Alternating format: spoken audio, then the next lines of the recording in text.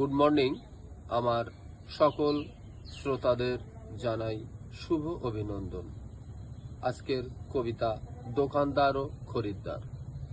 অনাহারে পথে ঘোরে দুঃখী অসহায়, মাথার কোনো ডিফেক্ট নাই, শুধুই পয়সা চায়।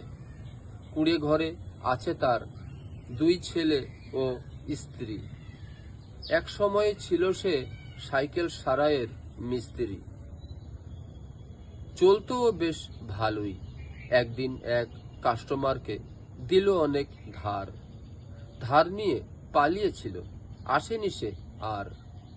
খোঁজে খোঁজে একদিন গেল তার বাড়ি। এ কথায় সে কথায় লেগেছিল ঝটাপটা। আঘাত খেয়ে সে ফিরেছিল বাড়ি। চিকিৎসাও করেছিল, সারেনি আর।